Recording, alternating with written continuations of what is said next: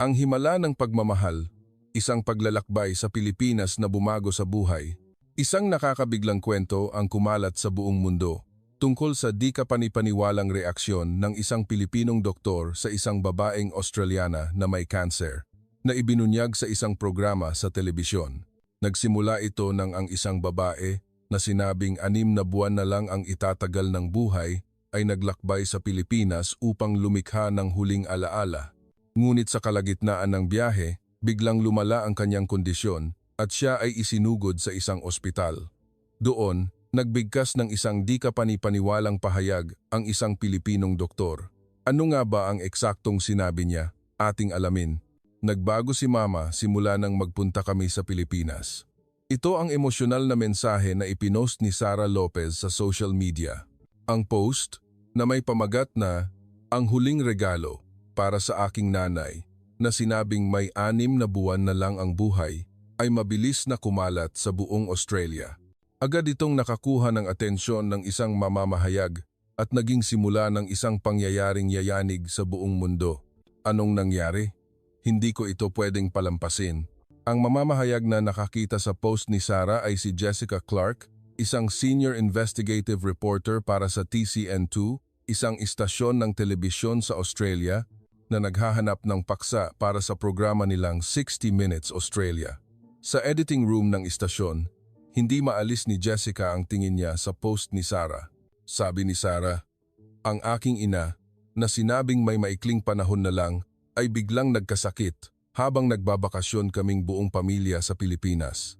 Umaasa kaming magiging maayos ang lahat nang isinugod siya sa ospital sa Pilipinas, ngunit hinding-hindi ko inakala na mangyayari iyon." Ang mga salita ni Sara ay nagpapahiwatig ng kanyang matinding pagmamahal at mabigat na damdamin para sa kanyang ina. Kalakip ng post ang litrato ng kanyang mga magulang na nakangiti sa ilalim ng mga ilaw ng gabi sa Maynila na nagpapakita ng kanilang matinding pagnanais na sulitin ang huling paglalakbay na ito. Anong nangyari sa pamilya ni Sara? Ito ay isang kuwentong kailangang iulat. Agad nagdesisyon si Jessica na makipag-ugnayan kay Sara. "Maaari ko po bang interview ang inyong ina? Gusto ko pong malaman ang tungkol sa kanyang sakit at ang kwento sa ospital noong kayo ay naglalakbay." Pagkaraan ng 3 araw mula nang magpadala si Jessica ng mensahe, sumagot si Sara at pumayag sa panayam. Sa mensahe, may isang pangungusap na nagpabigla kay Jessica. Handa rin pong makipagtulungan si Stephanie sa panayam. Nang malaman na si Stephanie, ang ina na sinabing may maikling panahon na lang, ay pumayag makapanayam, agad nagdala si Jessica ng film crew sa bahay ni Sara sa Sydney. Ngunit sa oras na iyon, hindi pa alam ni Jessica na ang kuwento na ibabahagi ni Stephanie tungkol sa kanyang karanasan sa Pilipinas ay magpapamangha sa mundo. Sa tahimik na sala, umilaw ang pulang ilaw ng kamera. Umupo si Jessica sa tapat ni Stephanie at sinimulan ang panayam sa isang malumanay na boses. "Magsisimula po tayo sa kwento bago kayo maglakbay?" Huminga ng malalim si Stephanie at nagsimulang magkuwento, bahagyang malungkot ang kanyang mga mata. Si Stephanie, na nasa edad 50, ay namumuhay ng tahimik kasama ang kanyang asawang si Leo sa isang kalikasan ligid na suburb ng Australia. Si Sara, ang kanilang anak, ay lumipat na at nagkikita lang sila tuwing Sabado at Linggo. Nagsimulang magbago ang kanyang araw-araw na buhay nang paminsan-minsan siyang nakaramdam ng pananakit ng tiyan. Sa simula, inakala niyang ito ay simpleng heartburn o pagod lang sa trabaho, ngunit ang pananakit ng tiyan ni Stephanie ay unti-unting lumala at patuloy siyang nangayayat. Nang umuwi si Sara pagkatapos ng ilang buwan, tiningnan niya ang kanyang ina ng seryoso at sinabing, "Mama, sobrang payat mo," sa tingin ng kanyang anak. Napagtanto ni Stephanie na, "Nag-aalala ako sa aking anak." Pagkatapos noon, sa pilit ni Leo at Sara, nagpa-check up si Stephanie sa isang lokal na klinika. Ang resulta ng diagnosis pagkalipas ng ilang araw ay nagpabigla sa pamilya ni Stephanie. Hindi ito maaari. Kailangan ng mas detalyadong pagsusuri. Ang diagnostic certificate ni Stephanie ay nagpahiwatig ng pangangailangan para sa masusing pagsusuri at kalakip nito ang referral letter sa isang malaki at kilalang ospital. "Ayos lang, Stephanie. Siguro para lang yan sa kaligtasan. Pero kung hindi ka mapalagay, sasamahan kita. Huwag kang mag-alala." Kahit si Leo, na nagtangkang aliwin siya, ay hindi maitago ang pag-aalala sa kanyang mga mata. Dahan-dahan niyang hinawakan ang nanginginig na kamay ni Stephanie at agad naghanap sa internet ng pangalan ng ospital na nakasaad sa referral letter. Nagpunta si Stephanie sa malaking ospital na nakasaad sa referral letter kasama si Leo at sumailalim sa masusing pagsusuri. Pagkalipas ng ilang araw, bumalik silang dalawa sa ospital at tahimik na naghintay sa labas ng examination room. Tinawag ang pangalan ni Stephanie, ngunit seryoso ang mukha ng doktor na naka-assign sa kanila. Isang mabigat na katahimikan ang bumalot sa buong examination room. Ano bang sakit ko? Habang hindi mapakali sina Stephanie at Leo, ang mga salitang binigkas ng doktor sa sumunod na sandali ay nagpabigla sa kanila. Pakiusap, makinig po kayo ng mahinahon. Kayo po, Stephanie, ay may stage 4 pancreatic cancer. Ikinalulungkot ko, ngunit mahirap na pong operahan. Ang biglaang anunsyo ng doktor ay agad nagpatahimik sa examination room na para bang huminto ang oras. Pakiramdam ni Stephanie, unti-unting naglaho ang mga tunog sa paligid, kahit ang boses ng doktor ay parang nagmumula sa ilalim ng tubig, malabo. Bahagya lang niyang naramdaman ang presensya ni Leo na nakaupo sa tabi niya. Hindi totoo yan, hindi ba? Stage 4 at hindi na ooperahan. Ibig sabihin, wala na akong lunas? Pumikit ang doktor at tahimik na tumango sa tanong ni Stephanie na binigkas sa isang humihingal na boses. Ikinalulungkot ko. Sobrang bilis kumalat ng pancreatic cancer. Ang stage 4 ay napakahirap ng gamutin. Naunawaan ni Stephanie ang kahulugan ng pangungusap, ngunit tumanggi ang kanyang puso na tanggapin. Hindi sumabay ang kanyang isip, tanging ang salitang kamatayan ang unti-unting lumitaw sa kanyang utak. Mayroon pa bang kahit anong panggamot na puwede kong gawin? 50 anyos pa lang ako. Gagawin namin ang lahat ng aming makakaya. Ngunit ang paggamot ay magpopokus na sa pagpapagaan ng sintomas. Maari nating isaalang-alang ang chemotherapy, ngunit malala ang side effects nito at kadalasang babawasan ang kalidad ng inyong buhay. Habang nakikinig sa paliwanag ng doktor, nagsimulang umagos ang luha ni Stephanie sa kanyang pisngi. Wala siyang masabi, dahan-dahang niyakap ni Leo ang likod ni Stephanie at lumingon sa doktor, nagtanong, "Doktor, gaano pa po katagal ang itatagal ng asawa ko, si Stephanie?" Huminto sandali ang doktor at sinagot ang tanong ni Leo na may natitirang bahagyang pag-asa. "Hindi ko po masabi ng eksakto, siguro 6 na buwan o mas maikli pa." Hinawakan ni Leo nang mahigpit ang kamay ni Stephanie na nasa tabi niya, ngunit kahit ang init na iyon ay hindi maibsan ang malupit na katotohanan. "Pakiusap, gamitin ninyo po ang natitirang panahon ng payapa." Ang mga salita lamang ng doktor ang umalingaw-ngaw sa examination room. Ang pancreatic cancer ay tinatawag na silent cancer dahil mahirap itong matagpuan at napakababa ng 5-year survival rate. Kadalasan, huli na itong natutuklasan dahil ang mga sintomas tulad ng pagbaba ng timbang, pagkawala ng gana kumain, at pananakit ng tiyan ay madalas na napagkakamalang sintomas ng karaniwang sakit. Simula noon, nawala ang ngiti sa bahay ni Stephanie. Sa pag-iisip sa buhay na hindi aabot sa 6 na buwan, nawalan ng ganang mabuhay si Stephanie at nagsimulang magkulong sa bahay. Nag-alala si Leo sa kalagayan ng kanyang asawa kaya't kinausap niya ang kanyang anak. "Mayroon pa bang magagawa si Papa para kay Stephanie? Hindi ko kayang makita siyang ganyan." Pareho ang iniisip ni Sarah. "Gusto ko pong makita si Mama na nakangiti hanggang sa huling sandali. Kahit 6 na buwan na lang ang natitira." Si Leo, na nagtangkang magpakatatag sa harap ng kanyang anak, ay naiyak habang nagkukuwento tungkol kay Stephanie. Si Sarah, na nakatingin sa kanyang ama, ay nagpipigil din ng luha. Tahimik silang nagdala ng parehong sakit, ang takot na mawala ang minamahal. Sa panahong iyon, naisip ni Sarah ang usapan nila ng kanyang ina noong nakaraang araw. "Mama, anong pinakamasayang memorya mo sa buhay?" "Noong nag-honeymoon kami ni Papa sa Pilipinas, ang sarap ng pagkain at sobrang babait ng mga Pilipino. Sana makapaglakbay tayong muli sa Pilipinas balang araw." Naalala ni Sarah na masayang nagkuwento si Stephanie tungkol sa kanilang mga alaala sa honeymoon. "Papa, hindi ba't sinabi ni Mama na gusto niyang bumalik sa Pilipinas? Kung gayon, Maglakbay tayo sa Pilipinas. Paano kung may mangyari sa biyahe? Hindi ba delikado? Kailangan nating gumawa ng mga alaala, Papa. Planuhin ko po ang biyahe para maging komportable si Mama. Kung wala akong gagawin at hahayaan ko lang siyang umalis, siguradong magsisisi ako. Napapayag ni Sarah ang kanyang ama. Simula noon, seryoso silang nagplano ng paglalakbay. Talaga bang pupunta tayo? Nang sinabi ni Leo at Sarah ang kanilang plano na maglakbay sa Pilipinas, tumanggi muna si Stephanie. Ngunit nang makita niya sina Leo at Sarah na nag-uusap ng gabi-gabi para lang maging komportable ang kanyang biyahe, lumambot ang kanyang puso. Hindi ako mamamatay ng ganito. Gusto kong gumawa ng huling alaala kasama ang aking pamilya. Gusto kong pumunta sa Pilipinas. Kaya't nagpasya sina Stephanie, Leo at Sarah na maglakbay sa Pilipinas upang lumikha ng huling alaala ng pamilya. Ngunit sa oras na iyon, walang sinuman ang nakaalam na haharap sila sa isang mahalagang pangyayari sa biyaheng ito.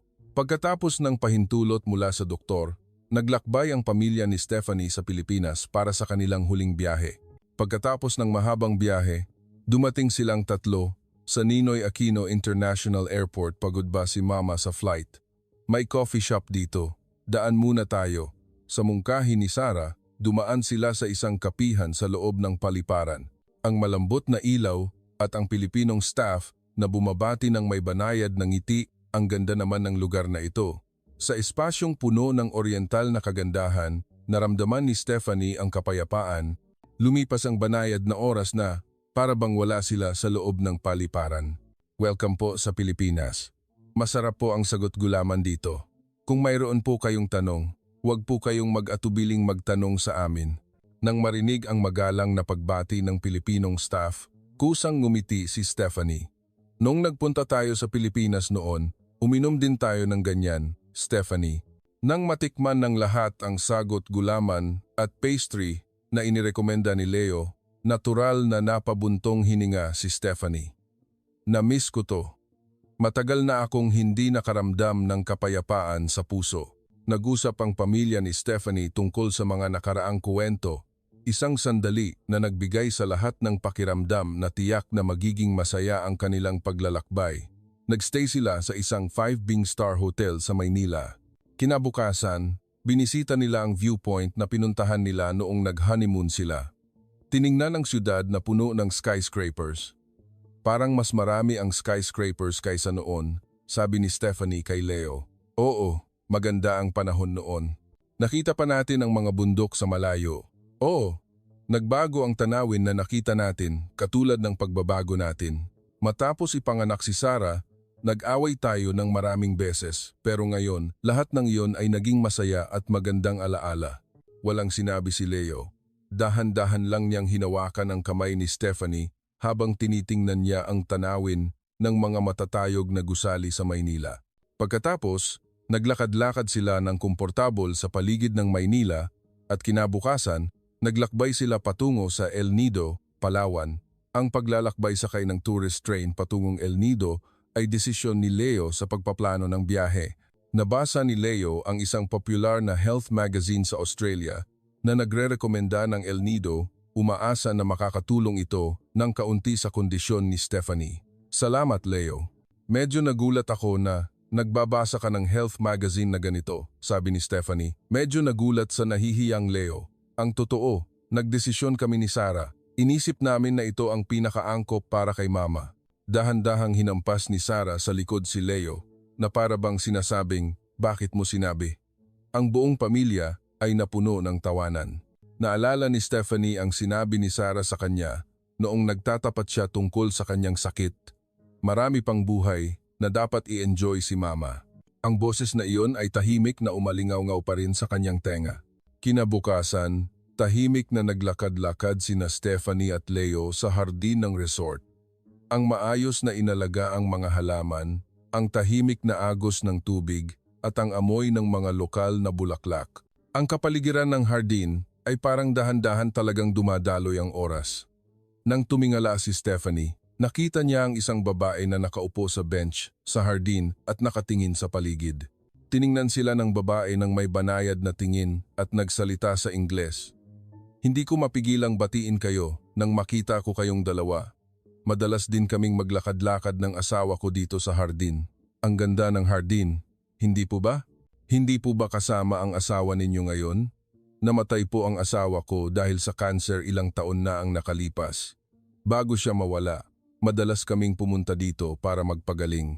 Ang boses na nagkukuwento ay kalmado, hindi nagpapakita ng kalungkutan, ngunit may init na parang maingat na pinahahalagahan ang sandaling iyon.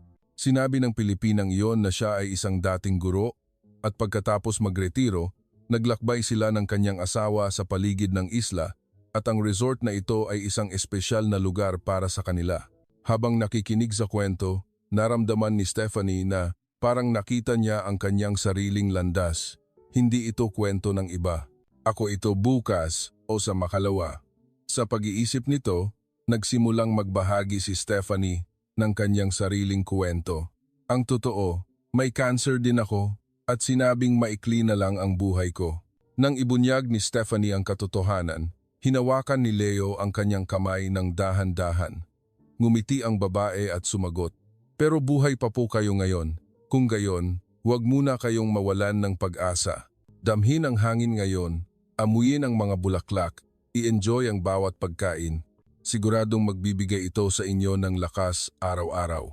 Ang mga salita ng Pilipinang iyon ay banayad na umalingaw na parang hinahawakan ang kaibuturan ng kanyang puso.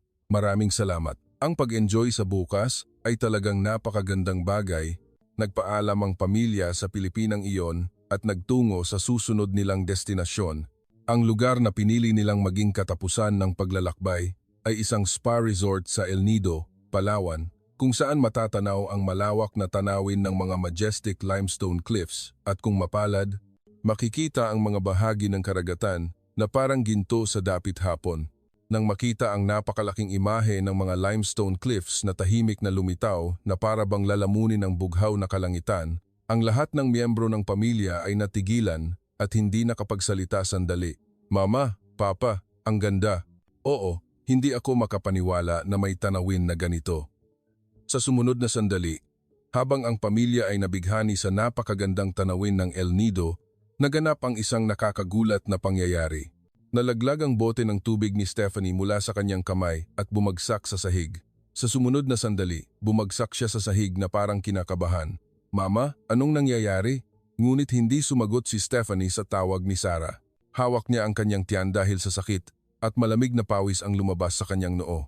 "Stephanie, anong nangyayari sa iyo? May tao ba rito?" Sa sandaling iyon, isang Pilipinong lalaki na dumadaan ay mabilis na tumakbo patungo sa kanila. "Ayos lang po ba kayo? May nasaktan po ba?" Humingi ng tulong si Sarah sa lalaki sa Ingles. "Pakiusap, may cancer po ang nanay ko. Tulungan niyo po kaming tumawag ng ambulansya." Tulong. Agad na naunawaan ng Pilipinong iyon ang sitwasyon. Agad na isinugod si Stephanie sa isang maliit, lokal na klinika. "Ang asawa ko po, may pancreatic cancer po siya." Nang ipaalam ang sakit, agad na naging tensyonado ang kapaligiran. "Stage 4, pancreatic cancer po?" Seryoso ang mukha ng doktor at huminto sandali bago sabihin, "Kailangan natin siyang dalhin agad sa Philippine National Medical Center sa Maynila." Ang PNMC ay isang nangungunang institusyon na espesyalista sa paggamot sa cancer na lubos na kinikilala ng mga medikal na propesyonal, lokal man at internasyonal, bilang isang ospital na may modernong teknolohiya at nagbibigay ng maingat na pangangalaga sa pasyente. "Tiyaga lang, Stephanie, tiyaga lang. Kailangan mong mabuhay." Sa ambulansya, mahigpit na hinawakan ni Leo ang kamay ni Stephanie. Pagdating sa ospital, agad na dinala si Stephanie sa examination room. Wala nang nagawa sina Leo at Sarah kundi tahimik na maghintay, umaasa sa isang himala habang tinitingnan ang dahan-dahang pag-ikot ng kamay ng orasan. Pagkalipas ng halos 3 oras, tinawag silang dalawa sa examination room. Seryoso, ngunit kalmado ang boses ng doktor. Nang kausapin niya sila, ligtas na po si Stephanie.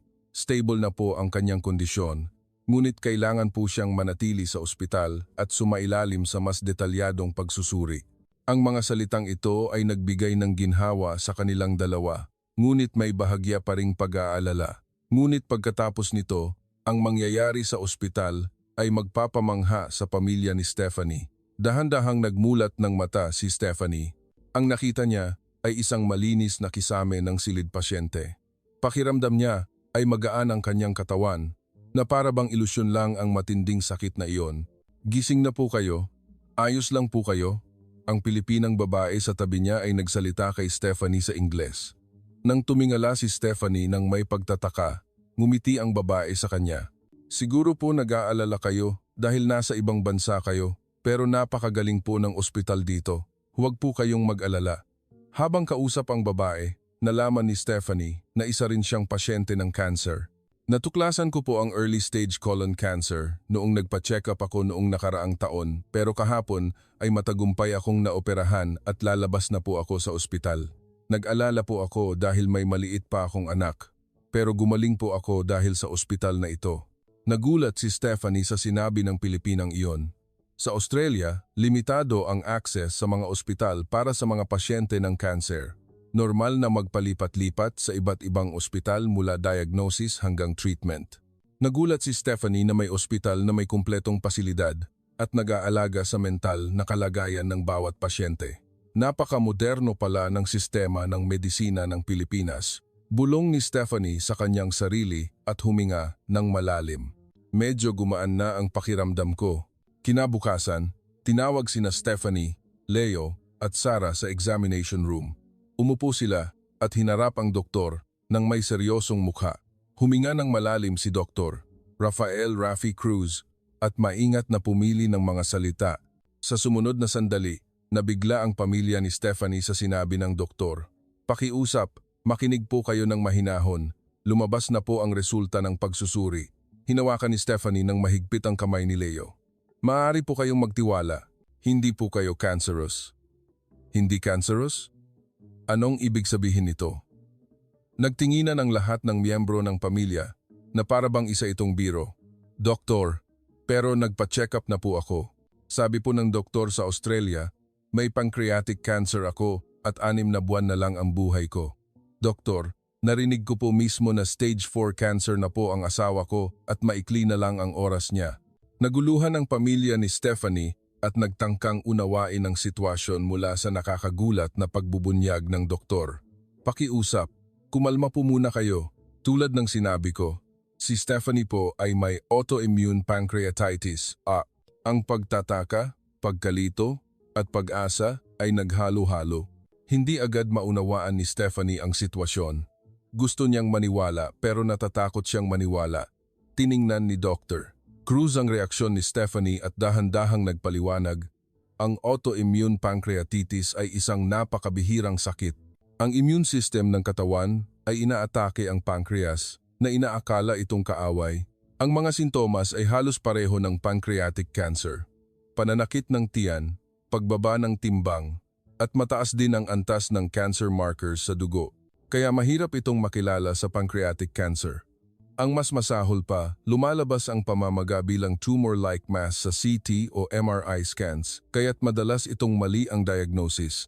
Ang tiyak na diagnosis ay nangangailangan ng blood test para sukatin ang antibody na tinatawag na IgG4 at isang detalyadong cellular examination sa endoscopy, isang sakit na nangangailangan ng oras at maingat na pagsusuri. Pero dito sa Pilipinas, handa na po ang sistemang ito. Ang steroids ay napaka-epektibo sa paggamot sa sakit na ito at ngayon ay nagsimula na po itong umiral. Nang marinig ang mga salitang ito, agad na nabawasan ang mabigat na pressure sa balikat ni Stephanie. Mabubuhay ako, Doktor? Nang marinig ang tanong na ito, ang mga luha na pinipigilan ni Leo at Sarah ay umagos na. Nang makita ang dalawa, naramdaman ni Stephanie na lumabo ang kanyang paningin. Ang emosyon na matagal nang pinigilan ay naging mga luha na hindi mapigilan. Salamat po, maraming salamat po, Doktor. Patuloy na nagpasalamat ang pamilya ni Stephanie sa doktor. Lahat, pakiusap, tumingala kayo. Wala po akong ginawa.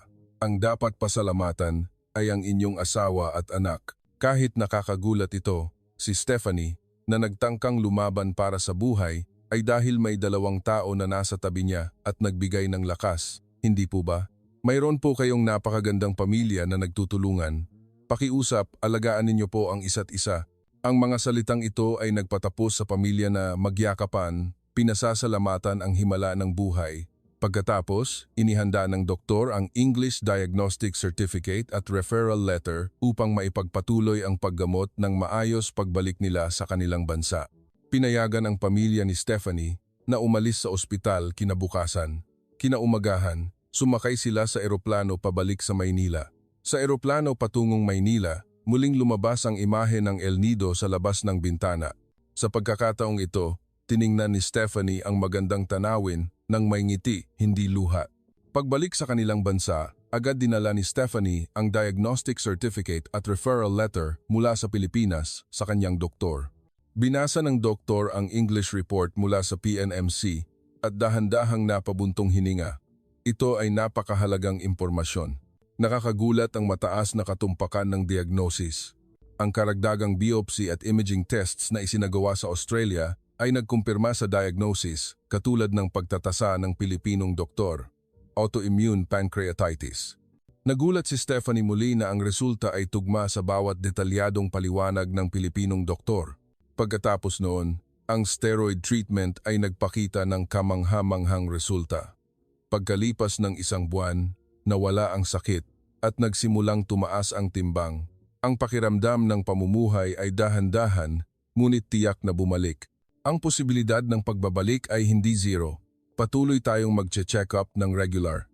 Nang marinig ang mga salitang ito, pumikit si Stephanie, inaalala ang mga sandali na ginugol niya sa ospital sa Pilipinas. Ang medisina ng Pilipinas ay hindi lamang nagpapagaling ng sakit.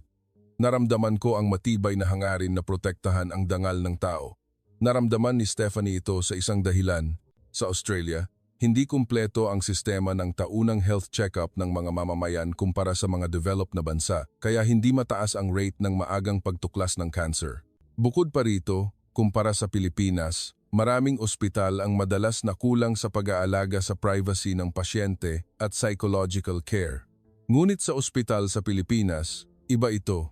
Ang distansya sa pagitan ng mga kama, ang volume ng boses ng mga nurse, ang eye level ng nurse habang nagpapaliwanag, ang pagpili ng salita sa pagpapaliwanag, at lahat ay puno ng saloobin na nagpoprotekta sa dignidad ng tao. Noong nag-aalala ako at halos bumagsak na, hindi kailanman nagsalita ng malakas ang sinumang nurse sa akin. Ang sabi lang ng lahat, ayos lang po kayo, at tahimik na nanatili sa tabi ko. Sinabi ni Stephanie kay Jessica sa harap ng kamera na ang kanyang pasasalamat ay hindi maipaliwanag sa salita. Bago huminto ang kamera, nagtanong si Jessica, "Talaga pong masaya ako para sa inyo. Sa biyaheng ito kung saan marami kayong nakilalang Pilipino, ano po ang pinaka-nakaka-inspira sa inyo?" Tumahimik si Stephanie sandali at dahan-dahang sinabi, "Kung hindi ako nagpunta sa Pilipinas noon, kung hindi ako pinilit ni Leo at Sarah, ang tanging magagawa ko ay maghanda para mamatay. Ngunit ngayon, ramdam ko mula sa puso ko na gusto kong gawin ang lahat ng aking makakaya upang mabuhay kasama ang aking pamilya hanggang sa huli." Pagkatapos ng panayam na ito, agad gumawa si Jessica ng documentary na pinamagatang Buhay na Iniligtas na Pilipinong Medisina at ipinalabas ito. Sa pagpapalabas, ipinakita ng programa ang kahalagahan ng second opinion at ang lakas ng Pilipinong medisina na nag-aalaga sa dangal ng tao ng detalyado. Pagkatapos ng pagpapalabas, mabilis na kumalat ang tugon sa buong mundo. Ang social media ay napuno ng mga reaksyon ng mga taong naantig mula sa buong mundo. Nang marinig kong hindi siya cancerous, gumaan ang pakiramdam ko na parang sa akin nangyari. Nag-aalaga pala ang ospital sa Pilipinas kahit sa psychological aspect. Humanga ako sa kultura ng Pilipinas at sa magalang at maingat na medisina ng ospital. Sana ang medisinang nagpapahalaga sa pasyente bilang isang tao, tulad ng sa Pilipinas, ay kumalat sa buong mundo. Ito ang unang pagkakataon na naunawaan ko ang kahalagahan ng second opinion. Ang himalang kuwento na natagpuan ng isang babaeng Australiana na sinabing maikli na lang ang buhay sa Pilipinas ay nagtatanong sa atin kung ano ang medisina at kung ano ang pamumuhay ng may dignidad. Subukan nating buksan ang ating puso at pakinggan ang mga tinig ng mga tao sa paligid natin. Marahil, may isang bagay din na nakatago doon. Maraming salamat sa panonood ngayong araw. Kung mayroon po kayong anumang saloobin tungkol dito, pakiusap, sabihin sa amin sa comment section. Kung nagustuhan niyo po, paki-subscribe at paki-like. Magkita-kita po tayo sa susunod na video.